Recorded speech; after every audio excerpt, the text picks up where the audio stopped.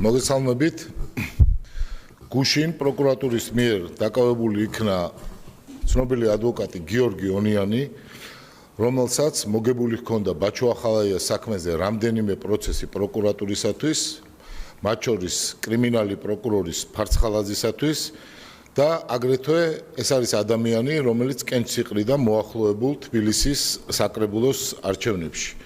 ჩვენთვის რამდენიმე დღით ადრე ცნობილი გახდა, რომ მისი თანამშრომლები, სხვადასხვა ადამიანები აქტიურად დაყავდათ პროკურატურაში, რათა მიეღწიათ გიორგი ონიანის საწინააღმდეგო ჩვენებებისათვის და დღეს იგეგმებოდა თვით გიორგი ონიანის ბრიფინგი ამ თემაზე.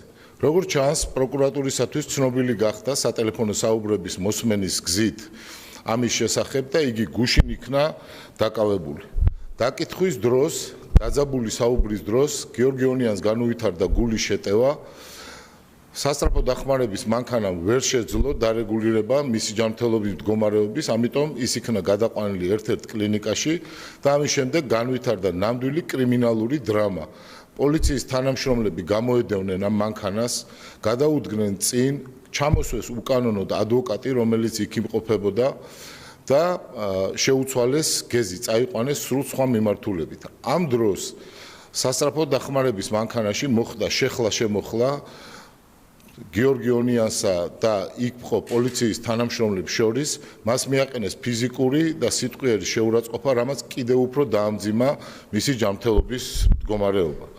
როგორც ჩანს, პოლიტიკოსების, სამოქალაქო აქტივისტების, ადგილობრივი ლიდერების დაპატიმრების შემდეგ ახლა უკვე დადგა ადვოკატების ჯერი და ხოლო საქართველო გადაიქცა ტოტალიტარულ სახელმწიფოდ, სადაც მოქმედებს ერთადერთი კანონი, ხელისუფლების უკანონო სურვილების ასრულება და მათი ბოღმის, მათი შურისძიების ასრულება იმ გზით, რომ დაკავებულები იქნან სხვადასხვა სხვაგვარად მოაზროვნე ადამიანები. საქართველო დღეს ემსგავსება რუსეთს, ვენესუელას, სხვა დიქტატორულ სახელმწიფოებს, სადაც უკვე აკავებენ ადვოკატებს, სადაც მათზე მიმდინარეობს ფიზიკური ზემოქმედება და ჩემთვის დღეს სრულიად ცხადი არის, რომ ჩვენ ვართ ის ქვეყანა, რომელსაც აღარ აქვს არავითარი დამოკიდებულება კანონთან, არამედ ერთადერთი, რასაც განსაზღვრავს პოლიტიკურ ოპონენტებთან, ადვოკატებთან, ნებისმიერ ადამიანთან ურთიერთობას, ეს არის მხოლოდ და მხოლოდ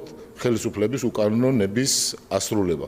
სრულიად ცხადი არის, რომ ბრალი, რომელიც ადვოკატ ონიანის წინააღმდეგ არის წაყენებული, არავითარ თანხმედრაში არ არის კანონის ნორმებთან, აქ საუბარი არის დაახლოებით 4 წლის წინანდელ შემთხვევაზე, თითქოს და უფლებამოსილების გადამეტებაზე. თვით ეს მუხლი უფლებამოსილების გადამეტება არის კლასიკური მუხლი გამოყენებული იმ შემთხვევაში, როდესაც საქმე ეხება პოლიტიკური ოპონენტების დევნას, მათ დაპატიმრებას და მათი საქმიანობის შეზღუდვას და ბლოკირებას. დიდი მადლობა.